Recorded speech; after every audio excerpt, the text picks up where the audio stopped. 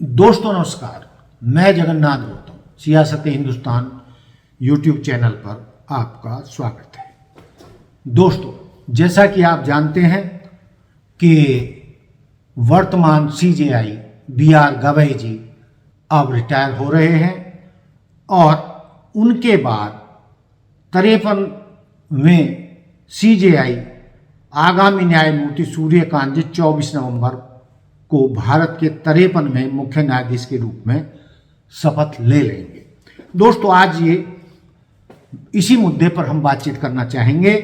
भारत के पहले मुख्य न्यायाधीश सीजेआई न्यायमूर्ति हीरालाल, जो कि सुनदास कन्या थे, जिन्होंने 26 जनवरी 1950 को पदभार संभाला था, तब से 52 सीजेआई भारत के बन चुके हैं और सुप्रीम कोर्ट में अब 24 तारीख को जस्टिस सूर्यकांत जी के रूप में 24 तारीख को 53वें सीजेआई सूर्यकांत जी शपथ ग्रहण करेंगे। दोस्तों, आज जो हमारा मुद्दा है वो ये है कि जब से देश आजाद हुआ 53वें सीजेआई बनने जा रहे हैं, लेकिन दोस्तों इन 53 सीजेआई यानी देश के मुख्य न्यायाधीश, सुप्रीम कोर्ट के मुख्य न्यायाधीश, चीफ जस्टिस ऑफ इंडिया, 53 में मात्र 2 सीजेआई अनुसूचित जाति यानी शेड्यूल कास्ट से बने हैं।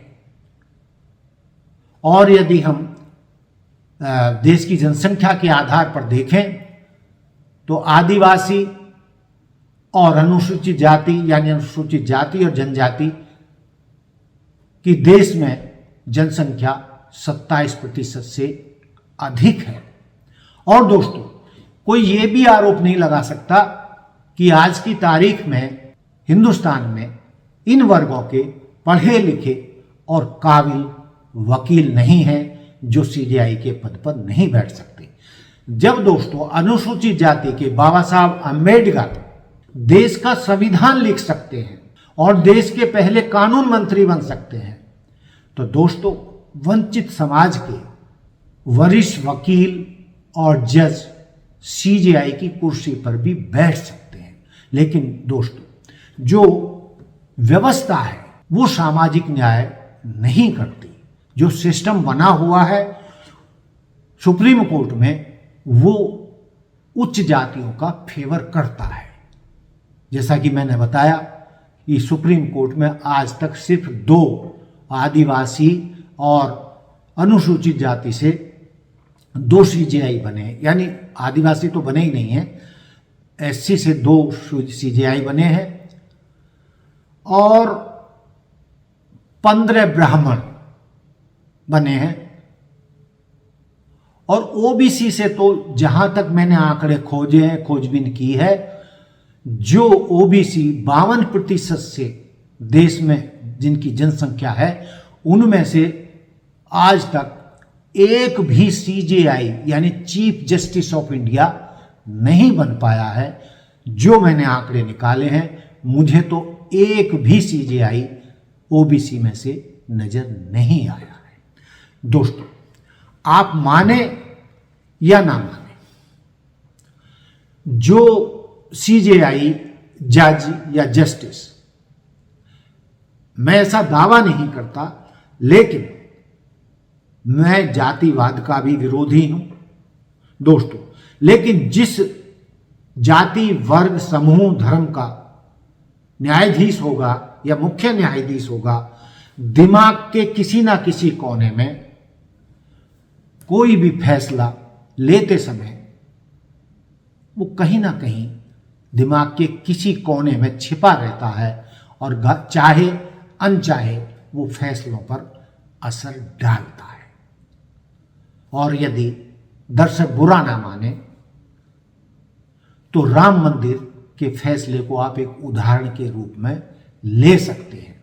दोस्तों, मेरा राम मंदिर के मुद्दे पर कोई विरोध नहीं है और जिस देश में 80% से ज़्यादा हिंदू रहते हों उनके आराध्य देव भगवान श्री राम का मंदिर, उनकी यदि कथित जन्मभूमि अयोध्या है तो वहाँ बने, इस पर क्या भारत क्या पूरी दुनिया को किसी को भी ऐतराज नहीं होना चाहिए। लेकिन दोस्तों, जो बात मैं कहने जा रहा हूं वो आप समझ रहे हैं कि देश में जब तक सामाजिक न्याय नहीं होगा, सामाजिक आधार पर फैसले नहीं लिए जाएंगे, हर मामले में सभी समाजों के बुद्धिजीवियों का एक खास प्रतिशत हर जगह नहीं होगा, समाज में ना जातिवाद खत्म हो सकता है, ना सामाजिक न्याय मिल सकता है, ना आर्थिक न्याय मिल सकता है, ना धार्मिक न्याय मिल सकता है।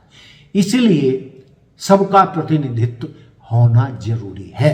अब आप कहेंगे कि भाई उच्च शिक्षा की कमी है, तो दोस्तों बेशक मैं इस बात को मानता हूं, लेकिन वो सिस्टम किसने बनाया जिसके तहत SC ST OBC शिक्षा में नीचे रह गए? वो किसी प्रदूषित मानसिकता का ही सिस्टम था, चाहे उसे मनुवादी व्यवस्था कह लें या उच्च जातियों का आधिपत्य कह लें। उन्होंने देश के बड़े वर्ग को दबा कर रखा, उनसे जाति धर्म के आधार पर उनको दबाया गया, उनको शिक्षा से दूर रखा गया, उनके साथ सामाजिक न्याय नहीं किया गया, उनके साथ आर्थिक न्याय नहीं किया गया और उनको उनके वाजिब हक नहीं मिले, जिसके चलते ये वर्ग अच्छी शिक्षा से वंचित रह गए, अर्थ कमाने से वंचित रह गए, उच्च शिक्षा से वंचित रह गए और नौकरियों में, व्यापार में, हर जगह ये पिछड़ गए। लेकिन दोस्तों, इसके बावजूद आज की तारीख में इन वर्गों का प्रतिनिधित्व करने वाले बहुत विद्वान वकील और जज भी हैं। लेकिन जो कॉलेजियम सिस्टम है, इसमें कहीं ना कहीं दोष नजर आता है, क्योंकि ये एक वर्ग विशेष, जाति विशेष, या आप कहें तो सामान्य श्रेणी की कथाकथित उच्च जातियों का कॉलेजियम में दबदबा है। इसी के चलते सुप्रीम कोर्ट में सभी वर्गों को उचित न्याय नहीं मिल पा रहा, प्रतिनिधित्व नहीं मिल पा रहा है, जो देश के संविधान के एक तरीके से खिलाफ है।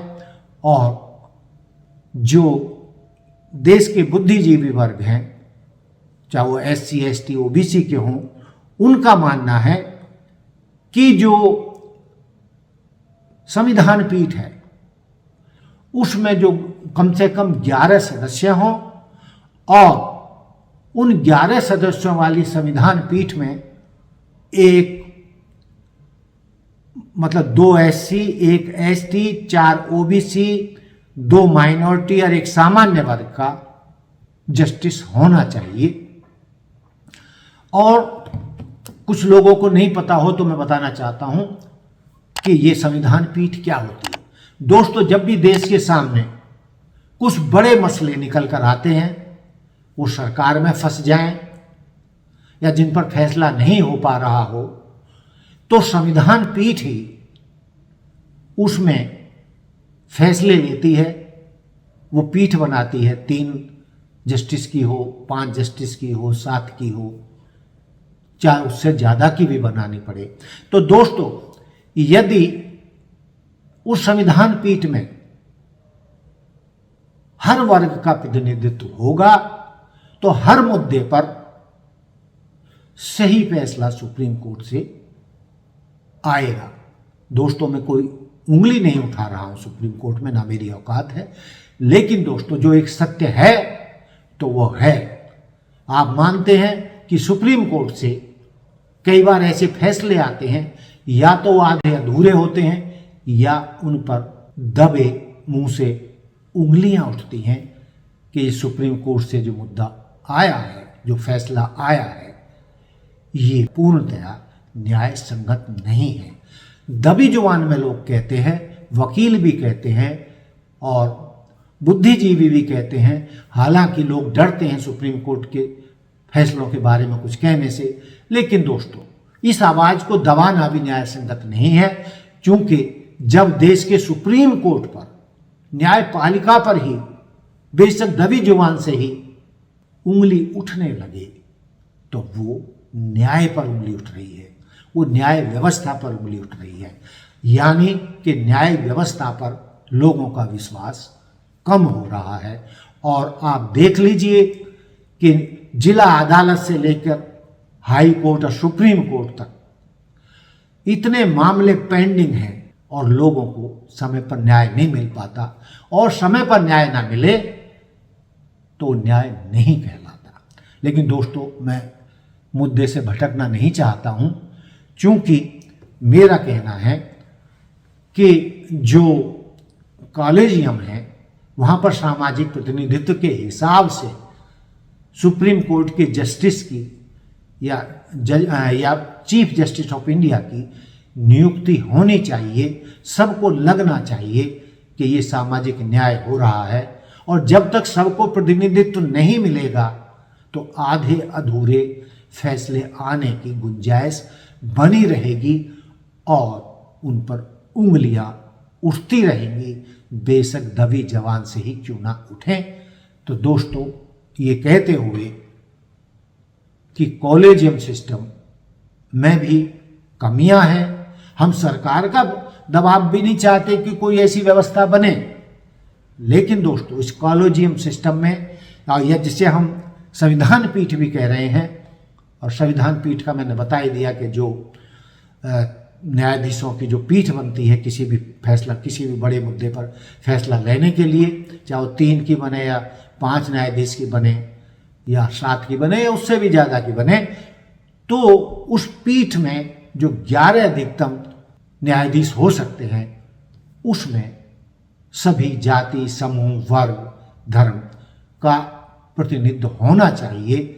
तभी हम मानेंगे कि सुप्रीम कोर्ट से सही निर्णय आएगा।